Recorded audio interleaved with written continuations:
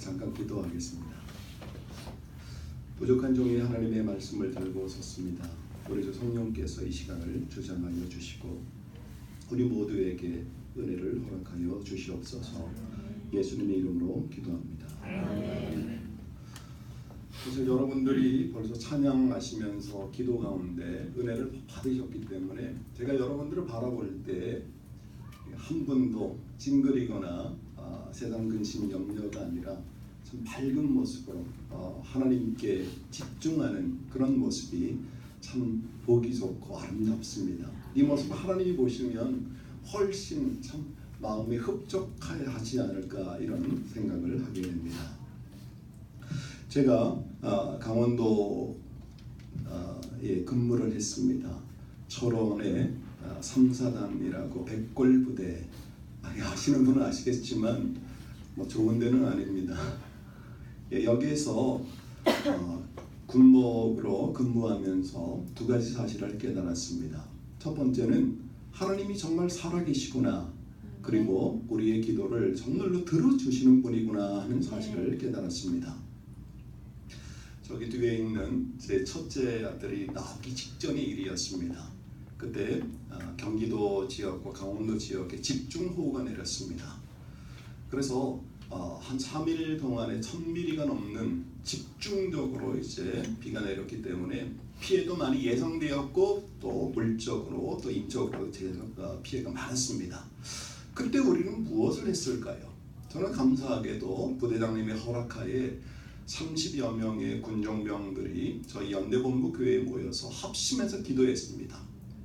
기도하다 지치면 찬양하고, 찬양하다 기도하고, 이렇게 해서 합숙하면서 거의 일주일 동안 그렇게 보냈습니다. 밖에서는 계속 이제 빗소리 들리고 우리는 기도하고 거의 이제 쌍벽을 이루면서 이렇게 시간들을 지냈는데요. 이제 비가 지나왔습니다. 눈을 여니까 어떤 일이 벌어졌는가 하면 마당이었던 곳이 이제 개울이 되었습니다. 완전히 지도가 바뀌어져 버린 겁니다. 또 하나 이제 흥미로운 사실은 바로 옆에 관사가 있었는데 제 자동차가 세워져 있었는데 어떤 곳에는 자동차가 떠내려가기도 했습니다. 소나 냉장고나 떠내려가는 것은 문제도 아니었는데 제 차가 있었는데 참 궁금했습니다. 자, 제 차가 있었는데 어떤 일이 벌어졌을까요? 제 앞에서 이렇게 두 갈래 길이 벌어진 겁니다. 그래서 저는 입이 쩍 벌어지면서 정말 하나님이 제 차도 지켜주셨구나 이런 생각을 하게 되었습니다. 그리고 나서 가장 우려되었던 지역을 방문했는데 바로 GOP 철책 지역이었습니다. 저는 목요일마다 이렇게 밤에 방문하면서 초코파이와 커피를 이제 가지고 입문을 했었는데요. 거기서 이제 반갑게 맞이를 했는데 거기서 사람들이 저를 보자마자 하는 얘기가 있었습니다. 목사님이 기도해 주셨군요. 우리 군종들이 기도해서 하나님이 지켜주셨군요. 증언을 합니다. 몇 건, 한두 건이 아니었습니다. 최소한 3건 이상의 보도를 했는데 어떻게 이야기하는가 하면 우리가 철수하자마자 2, 3분 지나니까 바로 휩쓸려 간다는 겁니다. 그 무슨 일인가 하면 만약 그 자리에 자신들이 있었으면 완전히 수장될 수밖에 없는 그런 상황이었다 이거죠. 그러면서 쓸어내리면서 나는 위기를 모면할 수 있었구나. 그러면서 이제 뭔가 도와주는 느낌이 있었다라고 이야기하면서 그래서 우리가 기도했습니다라고 분명하게 증거할 수 있었던 그런 계기가 있습니다. 맞습니다. 하나님은 살아계시고 우리의 기도를 분명히 들어주시는 분이십니다. 우리가 지금 잠깐 우리가 생각하기에 우리의 계산대로 우리의 계획대로 이루어지지 않는다 할지라도 하나님 살아계시고 그럼에도 불구하고 하나님의 가장 적절한 그 카이로스 시간에 여러분의 기도를 우리의 기도를 들어주실 줄로 믿습니다.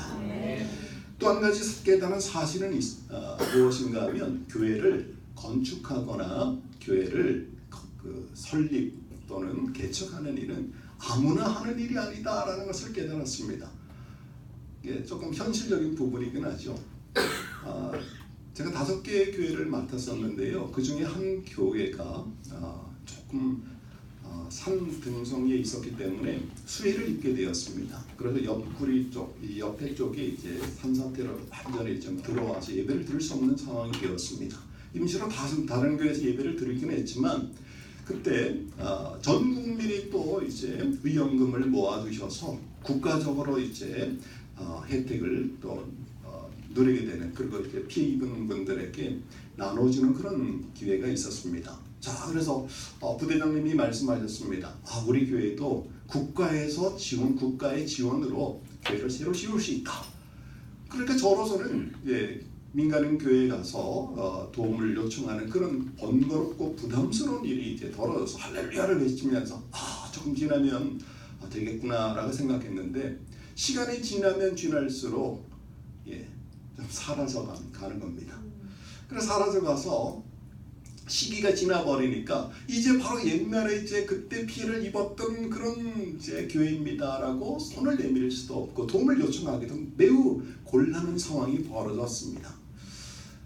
어떤 교회들은 좀 애매모호하지만 곧바로 그 당시에 한두 달 사이에 새롭고 멋지고 예쁜 교회를, 그 군인교회를 건립하고 건축할 수 있었는데 그 시기가 놓쳐지니까 아주 쉽지 않았습니다. 그래서 다른 공간을 사용해서 하나님께 예배 드릴 수 있었지만 그때 분명히 깨달은 부분은 저에게는 건축의 은사나 아니면 개척의 은사는 없구나라는 것을 깨닫게 되었습니다. 그 말은 무슨 말씀인가 하면 이 하늘 기쁨의 교회가 우리 인간의 계획과 뜻대로 되는 것이 아니라 하나님께서 계획하시고 만세전에 계획하신 부분들을 여러분들을 통해서 이루시기를 원하신다라는 사실을 분명히 가르쳐주는 그런 교회라고 볼 수 있습니다.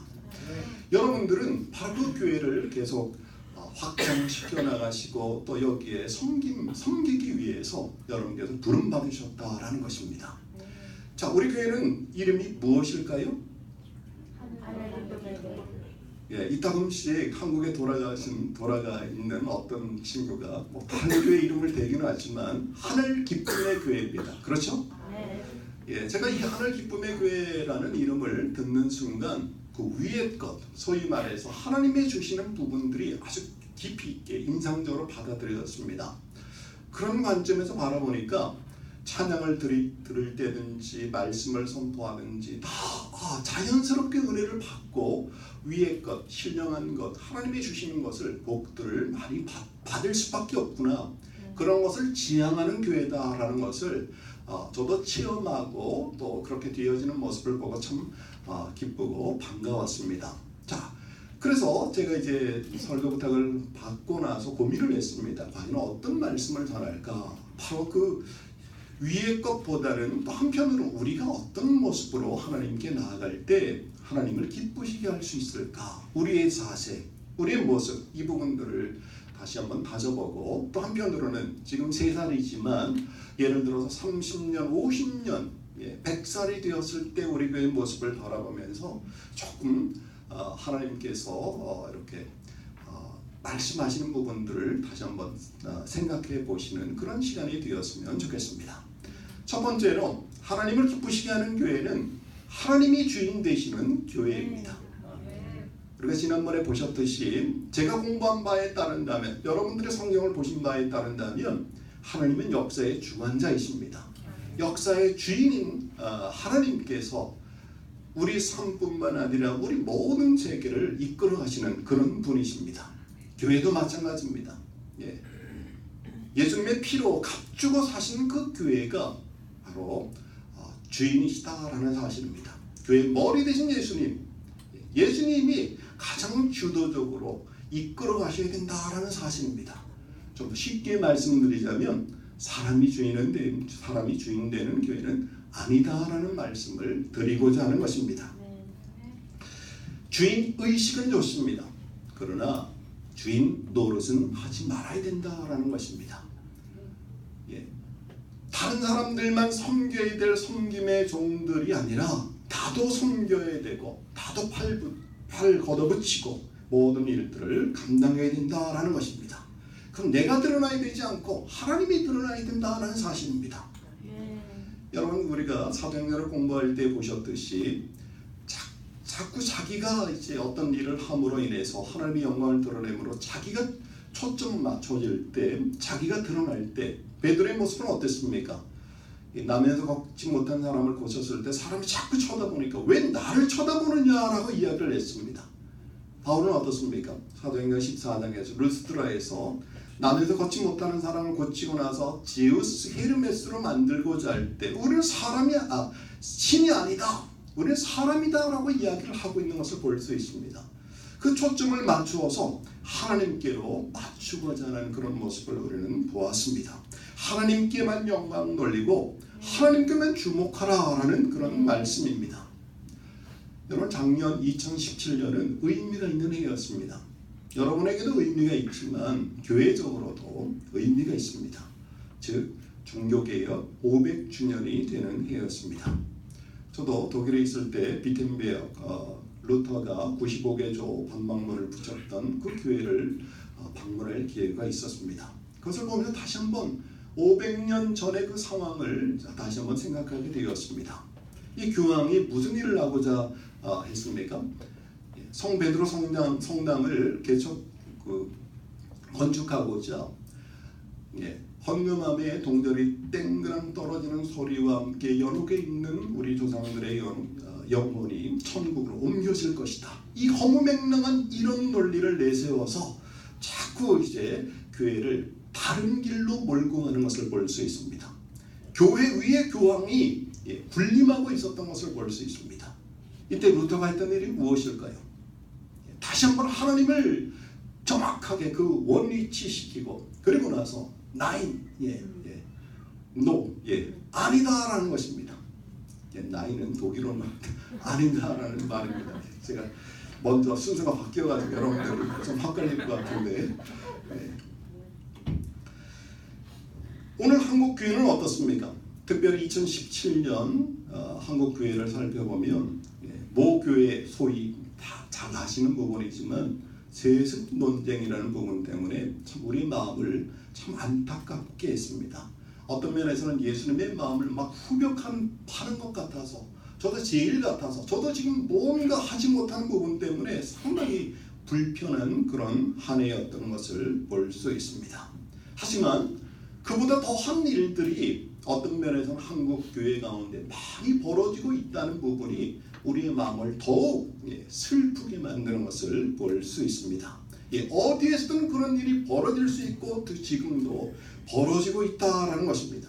한마디로 세상에 조롱거리가 되는 그런 부분들이 더욱 안타깝다라는 것입니다. 그런 상황 가운데서 다시 한번 하나님이 주인 되심을 선포하고 그리스도의 머리됨을 다시 한번 우리가 깨달아야 된다라는 사실입니다. 이것을 추구하는 교회가 바로 하늘 기쁨의 교회가 될 줄로 믿습니다. 두 번째로 한마음 한뜻 되는 그런 교회가 되어야 합니다. 오늘 사도행전 6장 1절에 7절에 보시면 처음부터 조금 삐거덕거리는 분열되는 모습을 보여줍니다. 1절부터 7절까지 지금까지 2장, 3장, 4장, 5장을 거쳐오면서 뜨거웠던 그런 예루살렘 모교회 공동체가 드디어 삐거덕하는데 그것이 무엇 때문입니까? 히브리파와 헬라파의 문제 때문입니다. 히브리파와 헬라파는 무슨 파일까요? 히브리파는 예루살렘을 떠나지 않은 오리지널, 거기에서만 머물렀던 유대인들을 말합니다. 조금 다르다면 보수적이기도 하고, 그리고 율법에 대해서는 상당히 보수적이면서도 헬라어를 잘 못합니다. 그러나 소위 말하는 헬라파 같은 경우는 외국 경험이 있습니다. 흩어지게 되어서 소위 말하는 디아스포라 유대인으로서 해외에 머물면서 우리와 같이 그러면서 헬라어를 사용할 수 있으면서 또한 율법 부분에 있어서 조금 좀 반대한 그런 입장에 있는 사람들이 이제 헬라파에 속한 사람들이다라고 볼 수 있습니다. 자, 오늘 문제가 무엇인가 하면 매일 구제에 빠져 히브리파 사람을 원망했다라는 것입니다. 소위 말해서 어려운 사람들, 공동체 가운데 어려운 사람들을 도와주는데 좀 소홀히 했습니다. 소위 헬라파에 속한 사람들을 소홀히 하니까 문제가 발생한 것입니다. 그래서 원망을 하게 되고, 이때 다시 한번 교통 정리가 되는 바르게 이제 교회를 바로잡아가는 그런 모습이 여기에 나타난 것을 볼 수 있습니다. 그런데 이 부분에서 궁극적으로 추구하고자 하는 목표는 무엇인가? 헬라파, 히브리파가 문제가 아니라 다시 이제 하나 되는 것이 목표였음을 우리가 확인할 수 있습니다. 자, 그런데 이 하나 된다라는 부분, 이 부분은 매우 중요한 사도 바울의 그런 아주 가르침이었다는 것을 볼 수 있습니다. 바울의 가르침이 중요한 것이 아니라 하나님의 뜻이었다는 것이 분명해집니다.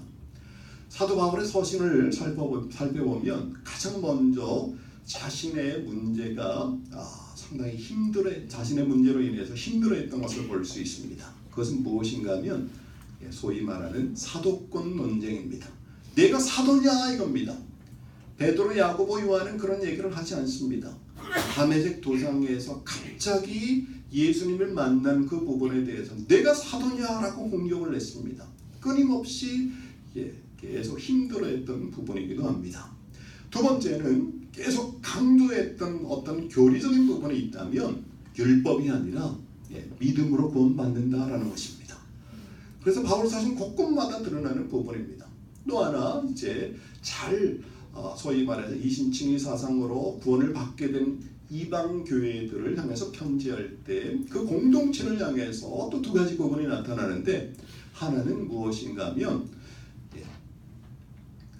내부를 향해서 더욱더 성숙하고 발전해 나가는 것입니다. 에베소 4장 13절처럼 자꾸 성숙하고 발전해 나가는 것입니다. 그리스도의 분량이 충만한 데까지 골로새서 1장 말씀처럼 우리가 완전한 자로 서는 그런 모습. 그래서 초보적 신앙이 아니라 성숙한 신앙으로 나아가는 모습이 필요하다라는 것입니다. 그러면서 그 마지막으로 꼭 빠뜨리지 않았던 그런 부분이 권면이 하나 되라는 것입니다. 왜 하나 되라고 이야기할까요? 예를 들어서 제가 한번 살펴보겠습니다. 가장 많은 분량으로 썼던 로마서 같은 경우는 어떻습니까? 로마 교회는 본인이 개척하지도 않았습니다. 그러나 그 교회가 가지고 있는 그 구성 성분상 문제는 바로 오늘 본문처럼 히브리파 헬라파였습니다.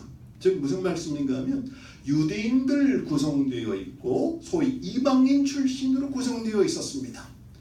그래서 사도 바울이 후반부에 가서 15장 부분에서 이렇게 이야기하기를 하나 되어라 이겁니다. 하나 되어라.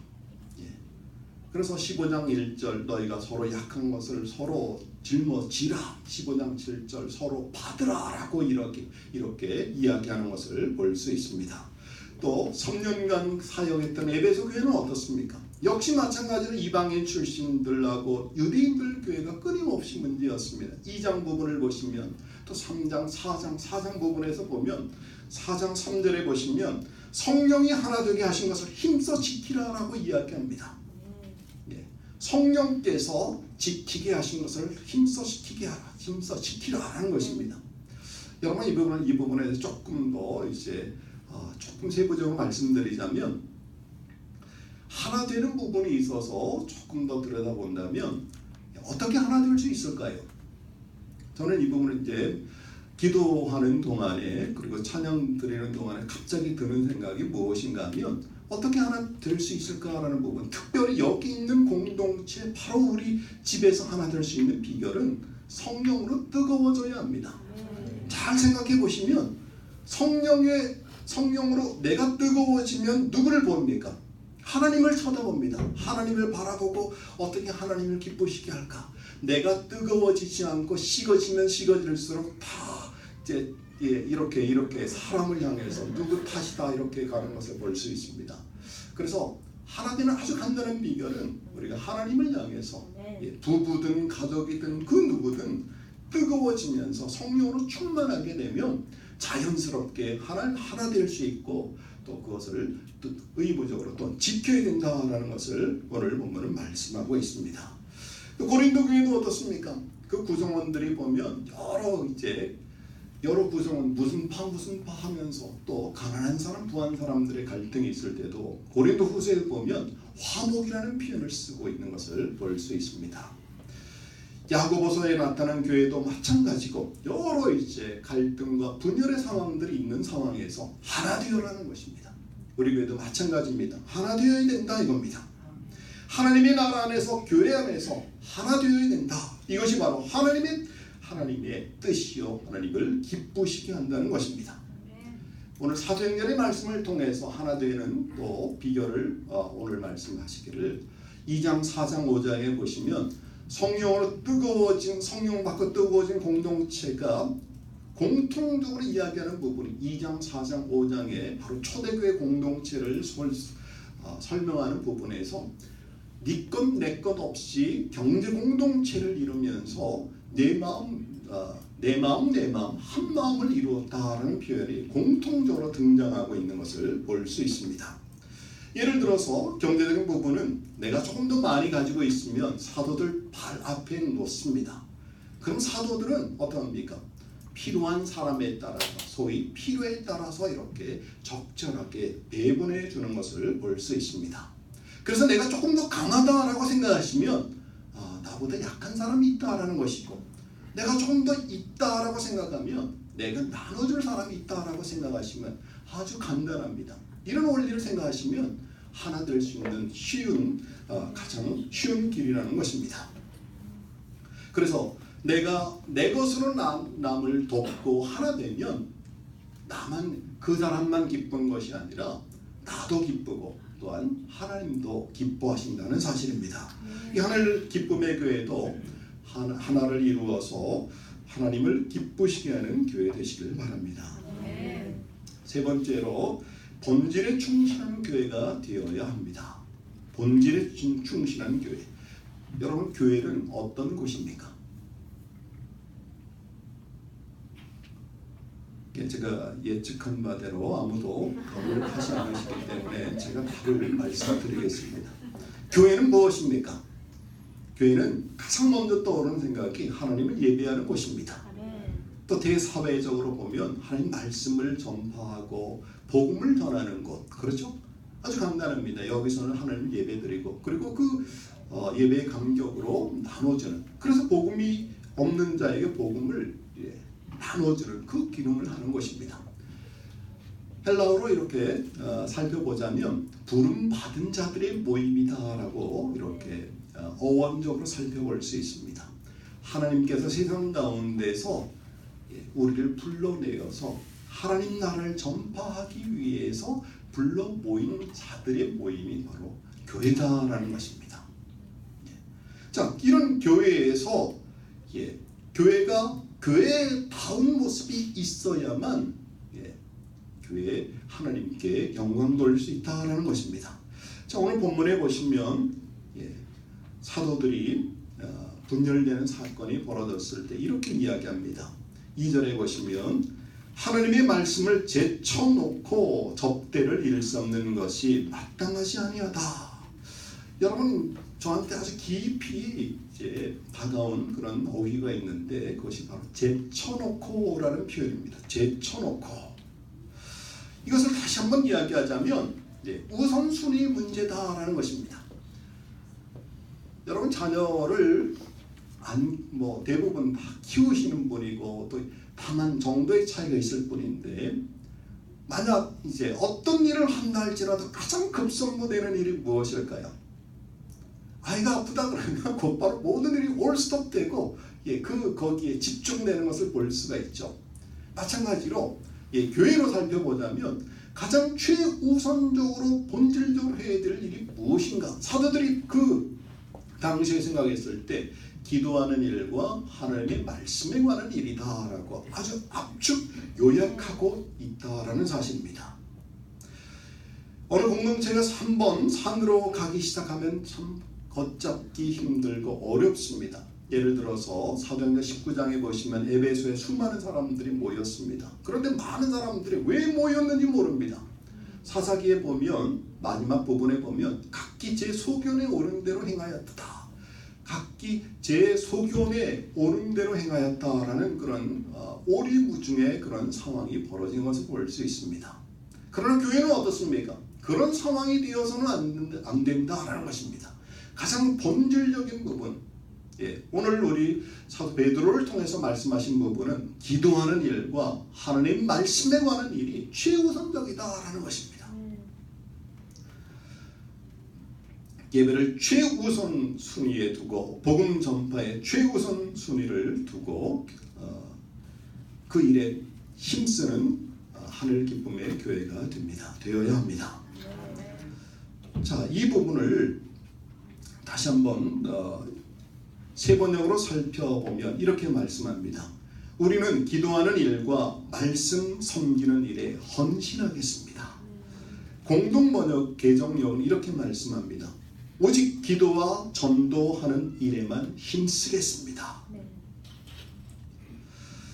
사랑하는 성도 여러분, 여러분들도 우선적으로 기도하고 말씀으로 주님 앞에 나아갈 수 있기를 바랍니다. 네 번째, 마지막으로 세상에서도 칭찬받는 교회가 되어야 합니다. 하나님을 기쁘시게 하는 것은 당연한 부분인데 그 부분이 세상에서도 기쁨을 주는 칭찬받는 교회가 되어야 합니다. 교회는 늘 핍박의 대상이라고 생각하는 사람들이 있습니다. 그래서 누가 교회를 뭔가 핍박하는 이렇게 비난하면 당연히 교회는 비난받아야지 이렇게 생각하는 것을 볼 수 있습니다. 여러분은 어떻습니까? 그러나 우리가 잘 살펴보면 세상에서 교회를 향해서 뭔가 비난을 할 때는 그 비난이 들어볼 만한 비난이 있다는 사실도 우리는 눈여겨보아야 합니다. 무슨 말씀인가 하면 우리가 비난을 받지 핍박이라든지 그런 어려움, 갈등을 겪는 부분이 만약 구원에 관한 부분이라면 우리는 양보하지 말고 끝까지 우리는 견뎌나가야 됩니다. 그런데 문제는 무엇인가 하면 우리는 교회가 세상적인 기준 잣대보다도 못한 경우가 있을 수 있다라는 부분입니다. 그 부분이 이제 우리가 세상에 대해서 참 큰 영향력을 미치지 못하는 것을 볼 수가 있습니다. 여러분 5장 13절 잠깐 보시겠습니다. 5장 13절을 제가 성경 말씀을 읽어드리겠습니다. 그 나머지는 감히 그들과 상종하는 사람이 없으나 백성이 칭송하더라. 이 부분을 세 번역으로 이제 살펴보면 다른 사람들은 누구나 감히 그들의 모임에 끼어들지 못하였다. 그러나 백성은 그들을 칭찬하였다. 다시 한번 이 말씀을 곱씹어 본다면 우리가 교회가 정말 제대로 서 있을 때, 교회가 교회다운 모습일 때, 교회의 거룩성을 회복할 때, 본질을 회복할 때 오히려 세상이 칭찬한다라는 사실입니다. 사실 우리의 모습을 잘 들여다보면 어떤 개모임이나 동호회 모임보다 더 부족한 모습이 나타나서는 절대로 안 된다라는 사실입니다. 이 거룩한 공동체, 하나님이 함께 하시는, 하나님이 임재하고 교회 머리 대신 그 주님이 이끄시는 그 교회는 달라야 한다는 것이죠. 그런 차원에서 우리는 세상에 대해서도 우리가 또 관점이 달라져야 합니다. 성경은 말씀합니다. 세상에 무엇과 무엇이라고요? 소금과 빛, 소금과 빛이다라고 이야기하고 있습니다. 어떤 면에서 세상이 추하다, 세상이 악하다라고 하면서 우리의 발걸음은 늘 뒷걸음치기가 쉽습니다. 차라리 조용한데 차라리 세상과 끊고 싶다라고 이야기를 하는 것을 볼 수 있습니다. 그러나 잘 들여다보십시오. 우리 신앙의 선배들을 보십시오. 가장 어려울 때 3.1운동의 주역이 반 이상이 넘었습니다. 여러분 국채보상운동이 무엇인지 아십니까? 어려울 때 빚을 갚을 때 그때 우리가 한 일이 무엇일까요? 여러 가지 일들을 했었는데 이것을 생각하시면 됩니다. 우리가 98년인가요? 그때 IMF 시절이 왔을 때 뭘 팔았습니까? 금입니다. 금 다 모아서 빚을 금방 갚았죠. 마찬가지 차원에서 우리가 국채보상운동을 벌일 때 우리 그리스도인들이 한 일이 무엇인가 하면 금주금연이었습니다. 그래서 금주금연 이 배경을 잘 모르는 분들은 교회 다니면 나는 술 때문에 담배 못 끊어서 교회 못 간다 이런 식으로 생각하는 경우가 있습니다. 오히려 정말 세상을 향해서 가장 영향력을 끼쳤던 그런 모습 중에 하나, 그 증거가 바로 이 금주금연이라는 사실을 알면 우리가 신앙의 제약이 아니라 우리 독일이든 미국이든 이 부분 가지고 구원과 상관없다라고 분명히 이야기하는 것을 볼 수 있습니다.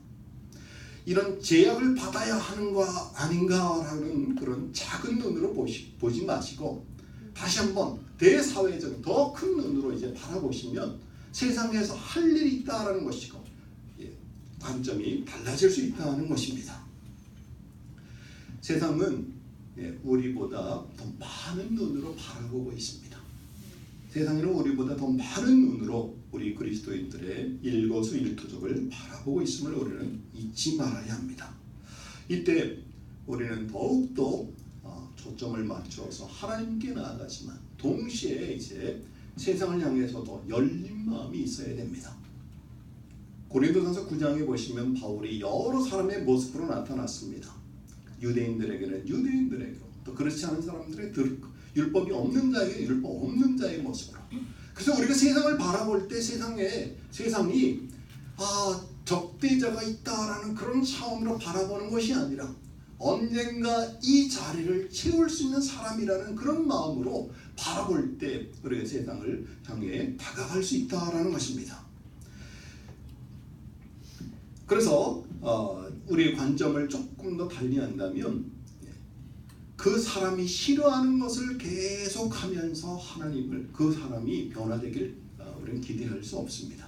마찬가지로 그 사람들을 배려하면서 그 사람을 향해서 열려 있으면서 영향력을 행사하면서 그 사람이 바로 하나님 믿을 것을 바라보면서 우리는 나아가야 된다는 것입니다. 오늘 보면 6장 3절에 보시면 7명의 지도자를 선출할 때 두 가지 조건이 붙습니다. 성령과 지혜가 충만하다라는 것은 하나님과의 관계입니다. 또 하나는 무엇일까요? 칭찬받는다라는 것입니다. 칭찬받는다라는 부분이 1차적으로는 한편으로는 공동체 내부에서 조건이 될 수도 있지만 디모데전서 3장 7절을 보시면 목사의 자격을 논할 때 이렇게 말합니다. 외인에게서도 선한 증거를 얻어야 한다라는 것입니다. 그래서 그 부분들은 훨씬 더 이제 달라지는 것을 볼 수 있습니다. 그래서 우리는 세상은 구원의 문제와 교류의 문제에 있어서는 절대로 양보하지 말아야 될 부분이지만 세상을 향해서 우리가 선교의 대상, 선포의 대상으로 바라보면서 또한 그들의 입장에서도 훨씬 더 이렇게 다른 차원의 모습, 그런 모습을 보여줄 때 세상도 변하고 세상도 오늘 2장, 4장, 5장에서 나타난 것과 같은 그런 칭찬받는 교회, 하나님뿐만 아니라 세상에서도 인정받는 교회, 바로 여기 부에나 파크뿐만 아니라 오렌지 카운티뿐만 아니라 여기 캘리포니아뿐만 아니라 미국 전체에서도 칭찬받는 교회, 다시 한번 대속 특별되면서 정말 훌륭한 교회다라고 칭찬받는 교회가 될 줄로 믿습니다. 사랑하는 성도 여러분, 하나님만이 주인 되시는 교회, 주 안에서 하나 되는 교회, 본질에 충실한 교회, 세상에서도 칭찬받는 교회가 되어서 하나님을 기쁘시게 하는 우리 성도님들 다 되시길 주의 이름으로 축원합니다. 기도하겠습니다. 하나님 아버지 감사합니다. 이 교회를 설립하시고 이 교회의 주인 되시는 하나님 아버지 감사드립니다. 여기 계신 한 사람 한 사람, 한 성도 한 성도 하나님을 기쁘시게 하는 그런 구성원들 다 되게 도와주시옵소서. 지금은 미약합니다. 그러나 날로 창대하게 하실 줄로 믿습니다. 이 시대에 꼭 필요한 하나님의 마음을 전달하는, 하나님을 기쁘시게 하는 교회 되게 도와주시옵소서. 감사드리옵고 예수님의 이름으로 기도합니다. 아멘.